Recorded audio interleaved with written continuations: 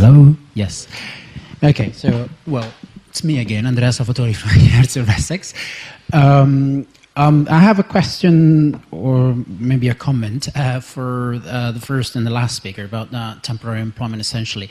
I think you both made the point that there is some, well, there was a lot of skepticism about the point regarding the potential effect of the regulation or of relaxation of employment protection for permanent workers in terms of the effects on temporary employment. And I would agree with that skepticism. Well, first of all, I think the evidence is now overwhelming, indicating that relaxation of employment protection doesn't lead to less temporary employment. But there's a point which I think was particularly was coming across clearly from the last presentation in particular, that this temporary employment is associated with a number of negative features, penalty in terms of wages, job quality, etc. And it's not clear why, if the driver of temporary employment was just the cost, the difference in firing cost with permanent employment, that would be the case. So it seems it's not really rational to say, well, the firms chooses to use a temporary contract because it's cheaper, and then makes life horrible for these temporary workers in addition to that. I don't really see the economic model behind this. So that suggests that there's something else that is driving the firm's choices. And this seems to be completely missed in the policy debate regarding what we should do about temporary employment, what is allowing temporary employment to be not just so widespread, but also of such a low quality. And so I wonder if you have any thoughts on that. Sorry, it was a bit long.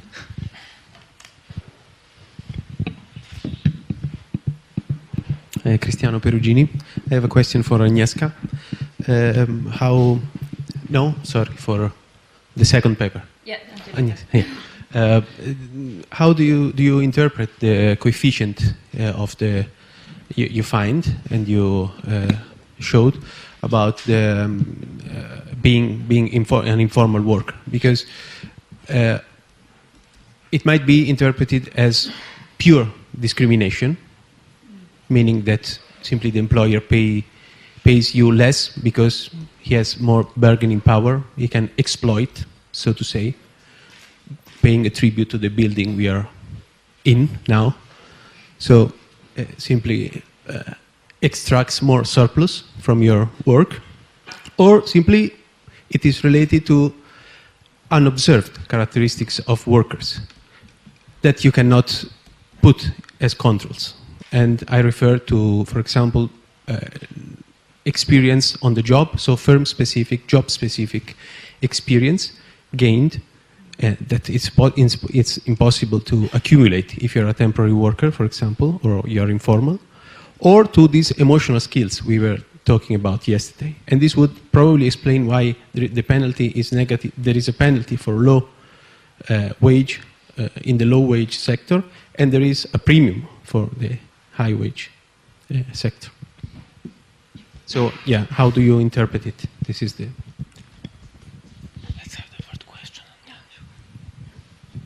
Thank you. Thank you very much for very interesting presentations. I'm very interested in particular in the relationship... Krzysztof, could you please introduce yourself to the people who Sorry, know you? Krzysztof Hagemeyer.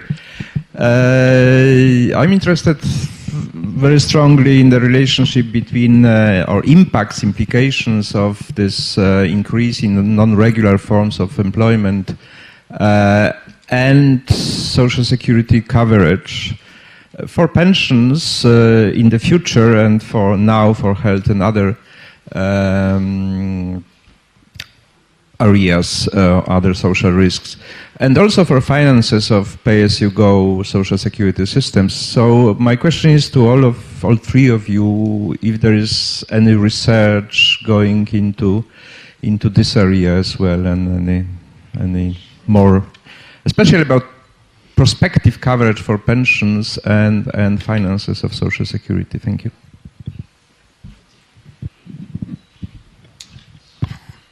Karol Muszyński. I have a question to Sandrine. And my question is, because you said that one of the ways to tackle non-regular employment is making termination costs of fixed-term contracts more costly or more difficult, which is quite obvious. But my question is, do you have any research on the outcomes in the countries in which there is such a situation? And I'm thinking especially about the share of temporary employment, the employment effects, maybe, and the transition rate between temporary and permanent contracts. Because as far as I remember, France has very average share of temporary employment, but has very low transition rate between temporary and permanent contracts, which may potentially suggest that's only my intuition, that actually making termination more difficult for the fixed-term contracts may impact negatively the transition rate between temporary and permanent contracts. Thank you. Yeah, so let's now let our speaker to answer the question that you have so far. I mean, it's up to you. Who wants to start? Please do. Maybe I start. Maybe you start because we know how. Yeah, okay. Thank you. If I may also just add two, three points, because as also Agnes showed the outcomes in terms of job quality, I would like to add that at the OECD we also developed a framework to assess job quality, and we also looked at the outcomes of temporary contracts along the three dimensions, and indeed we also found that they tend to perform worse along the three dimensions: earnings quality, labor market security, but also the quality of the working condition, to go a little bit also along these lines. The other thing I would like to clarify is that I think I would not say that indeed just reducing the gap between termination cost, so EPL for temporary workers and permanent workers, would solve the contractual segmentation issue. The point is to say that it may help, at least in some European countries, but to some extent also to countries such as Korea, etc., where the argument goes that because, first of all, employment protection legislation is rather high overall in the country, so that's an important element, but also then the gap between termination cost has an impact, not so much, of course, on aggregate outcomes, on unemployment level, etc. It's really about this issue of you have such an asymmetry and a gap that somehow it may induce perverse effects in countries such as Italy, Spain, to some extent also Slovenia, etc., where there is still this question that when an employer got a fixed-term contract person, has one renewal, two, and then it becomes so expensive, so you have this sort of discontinuity in its costs that at the end they just stop the contract with the person, and that's backfiring at the end on the person itself. So the point is to say that sometimes in promoting measures such as, for example, that has been tested in some countries, you want to protect better fixed-term people, so you protect them, so hiring costs increase. But this typically backfire on the worker himself. So that's the point we wanted to make. So about whether there are some evidence in some countries. So it's also true that the discussion has been, in terms of policy solution or options, has been very much, I didn't have time to say more on this, about or single contracts option, that is just have one contract and you solve your problem. So in a nutshell, it seems totally unrealistic. I mean, nobody likes the single contract, not the employer, not the business, not even the trade unions, and they are by definition, and we also discuss it, there are like activities for business that they have to be temporary by nature. So you need to let these forms of employment exist. So there has been also a discussion along the line of unified contracts. The idea being that the main idea is you can let whatever forms of contract, but your severance payment will increase with seniority, whatever your type of contracts. So that's a little bit still the terms of the discussion in countries like has been discussed in Spain, to some extent also very much in France. I think to me, really the main point is about this having some convergence and homogeneity in the employment protection and in those termination costs. But I think, again, it's part of the story. I mean, this will not by itself solve the labor market segmentation issue. It has to go more broadly in a package of measures, going together with unemployment benefit schemes, active labor market policy, etc. And in final things for Christoph, of course, I mean, there is also an issue, I mean, in terms of functioning of the labor market, but also for the social security schemes that very often people having this type of contracts do not have full access to social security schemes. And it's particular concern for pension, but also for leave. I mean, very often, in theory, same rights, but in practice, because there are some conditions or certain days or experience to have that, in practice, the effective security you have is different. Thank you. Sandrine, so if you want to go. Yeah, and I would like to apologize. I have to rush to take my plane. So, thank you. Thank you very much for your participation. Yeah.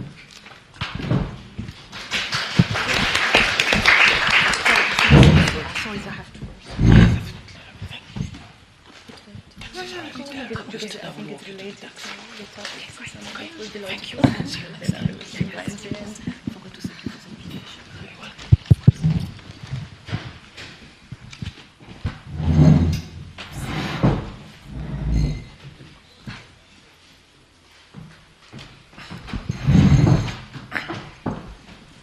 So maybe I will take up some of the issues that Sandrine raised about effects of the regulation reforms on employment. So just several thoughts. One is that segmentation is to a large extent supply side driven. So it's different type of workers that fill in those positions. They are more vulnerable because their labor market attachment is weaker. Maybe there are women, lower skilled or younger. So changing regulation wouldn't change much in this respect. And the additional penalty in job quality and so on comes also, again, from their higher vulnerability. So first of all, it's different contract that they take because they have lower bargaining power against employer. But then employer is able to adjust working conditions to the extent that they are less favorable for the group of workers. So that's self-perpetuating somehow a mechanism. And it's also maybe misleading that regulation benefits insiders only. So if we deregulate, then outsiders would somehow be taken on board into the permanent or more into the core employment. I don't really think it works this way, because if workers are more vulnerable to begin with and they end up in the periphery of the labor market, if they have to compete for jobs more frequently because protection is lower, so the jobs rotate even more, if they face this competition more frequently, they are more likely to be excluded each time they compete for jobs because they have lower bargaining power, are they lower human capital, in some way they are less attractive to employers, so they were able to impose less favorable working conditions in the first place. Also, some of the secondary segment workers have actually a member of the household where perhaps the head of the household, the breadwinner, whatever the gender of the breadwinner is in the core protected employment. So they benefit somehow also from the household link. So it's not the straight link between deregulation and then some favorable outcomes for outsiders. If, for example, in Spain, construction workers are all outsiders because that was the temporary employment. It was concentrated there. So how can we then link the deregulation or making firing even easy on permanent contracts to move all the group of construction workers, male construction workers, into the growing sectors, which are, for example, healthcare, which is female-dominated, and you need very different set of skills to fit into that segment, or higher skill occupations, which are also growing throughout Europe. So it's much more complex than just making firing easier. Also, the EPL gap that is emphasized in the policy proposals. It is somehow misleading because EPL for temporary workers measures how easy it is to hire someone on temporary contracts, so the use of temporary work, whereas for permanent is the way out. So how easy it is to get rid of someone. So the gap is not really proportional. So either it should measure the entry cost or exit cost. So somehow this is also very crude.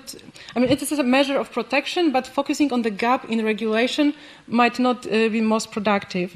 And just one more thought. It's I try to get the data from Eurostat, so I don't know I'm sorry, I don't know for sure. It's just for the UK that I could see. Actually, when you look at permanent workers, the number of them being fired against their will, so that the employment protection would matter, is so small that it's surprisingly that it should have any effect whatsoever, because most of those changes of jobs is either you move on, you change a job because you wanted to, or you are made redundant, so the job ceased to exist. So even if the protection is stronger, it wouldn't resuscitate the job, right? It wouldn't give it to another person. So also maybe the role of employment protection lies somewhere else. If workers are not protected, employers might discipline labor to a higher extent. And just one note on the social security. Well, obviously, non-standard work doesn't contribute, so there's lots of literature looking at alternatives. Guy Standing is proposing the universal income for all, so that everyone from this income will somehow contribute, or to tax the wage bill of employer, not separate contracts. So there are many ideas, but I wouldn't know which one actually will work because they're not implemented. So it's just... yeah, but there are many proposals. Thank you. So thank you very much for the question. I will be short, I guess. Yeah, I mean, do employers extract rents at the low end of the distribution? Is there discrimination or statistical discrimination? Like, it could be, but definitely there is a selection. That's our interpretation. What we see it, right? Because when we use a fixed effects regression, we see it quite well. I mean, already with the fixed that always downward biased, or the pooled at the low end of the distribution, and. Yeah, I mean, I think actually we could do some more heterogeneity analysis. That could be interesting to see basically which groups probably are in there, and that could give us more hints on why are they are, right? Why they are there. And regarding the human capital and the tenure or firm-specific human capital, actually we did some. We had another paper where we looked at the displaced workers. And we did find that for them, for example, those who were displaced, well, involuntary, right, by dismissed mainly, those with the, we say, obsolete human capital, right? Those, the older workers, have actually much harder times in terms of finding the new employment, or they have lower wages upon re-employment. So that's related very much to yesterday's discussion about intergenerational conflict and the returns to it as well. So, well, you know, the market doesn't seem to reward very well the tenure, especially the human capital, the obsolete human capital, if you wish. But of course, on the other hand, there might be some, some firm-specific skills that might still be lost, of course, when if the people, you know, change job too quickly. But I agree very much that we do. We could do some more heterogeneity analysis in order to see what's going on at the lower end of the wage distribution, because that's an interesting question. Thank you. Thank you. If I may have like one comment before I close the session. Well, we had that discussion on the gap on the EPL on temporary and permanent jobs. I think that the one thing when we look at this gap, and there is a huge tradition of like labor market duality regression models which focus on this gap basically in a paddle setting very often.